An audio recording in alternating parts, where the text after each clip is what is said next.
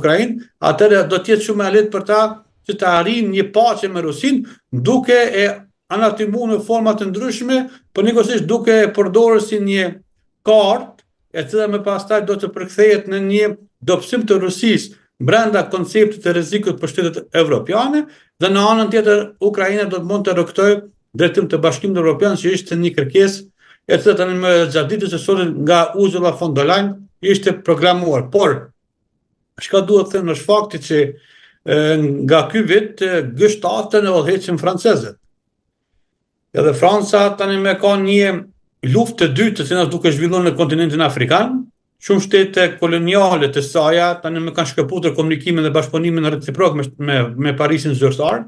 dhe janë rikthyer mbështetjes të Moskës, dhe pikërisht në këtë segment nuk do e shohim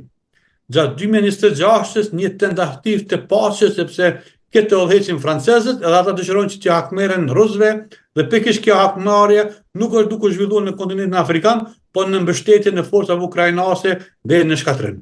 Por kjo përpjekje aktuale e paqes që po udhëhiqet nga presidenti amerikan, i cili ka arritur të ulë palët në tryezën e negociatave, ku po diskutohet dhe propozimi 20 pikësh për paqen, ku po shkon në opinionin tuaj? SBA pretendon se ka një afrim të palëve në çështjet më të ndjeshme, por ndërkohë kemi Moskën që nuk të rriqet nga kërkesat maksimaliste dhe Kievin që refuzon të lëshojë territorin që Moska ende nuk e ka pushtuar në lindje. A mendoni ju se jemi më pranë paqes aktualisht? Unë mendoj që negociatat dhe komunikimet që bëhen në literaturën shkencore, po edhe në atë që është ballafaqur bota në të anësinë e viteve që kemi lënë pas, apo dekadave që kemi lënë pas, komunikimet për paqe veç se forcojnë konfliktin. Pra, këto tentativa nga ana e Shtetit Bashkuar të Amerikës për të arritur që palët të dakordohen në një formë nxit që ato të dy palët të ulën në tavolinë të bisedimit dhe bisedojnë dhe të arrihet ndonjë konkluzion i 20 pikësh të propozuar nga Shtetet Bashkuara të Amerikës, por që në fakt qëndrimet janë diametralisht të kundërta. Kemi qëndrimin e Moskës zyrtare, e cila ngul në dy pika kryesore, që është fakti që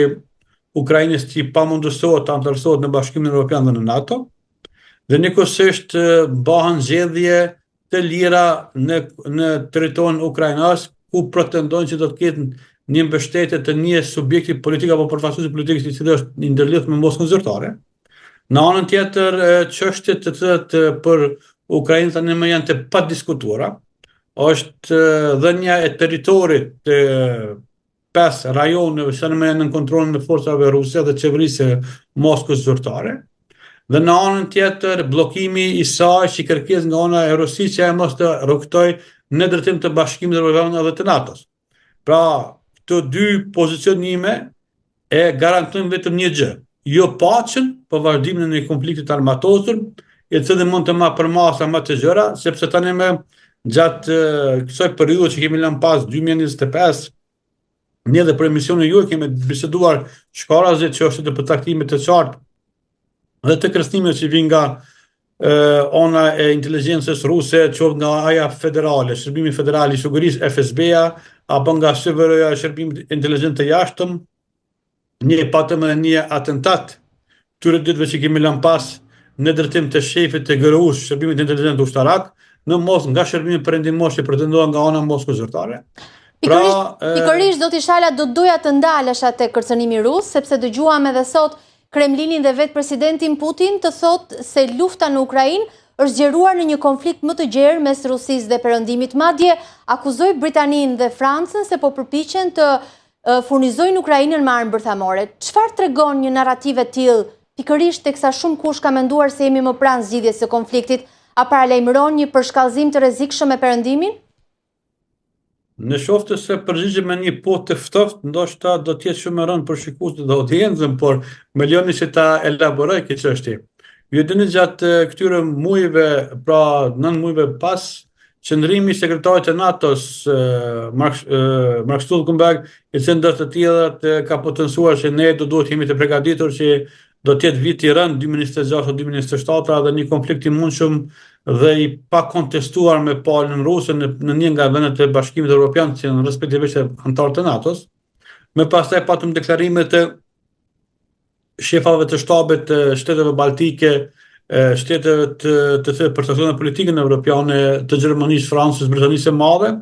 madje Norvegjia, Franca dhe vendet e tjera kanë proklamuar dhe kanë bërë apel të pjesa e popullatës për të përcaktuar dhe për të garantuar që ata do duhet që të përballen me një konflikt të mundshëm. Në pjesë të ndryshme të vendeve anëtare të Bashkimit Evropian ishim shpërndar edhe disa njoftime se si do duhet të silleshin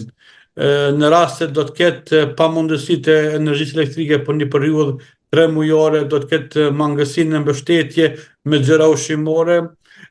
Spitalet franceze ishte bërë apel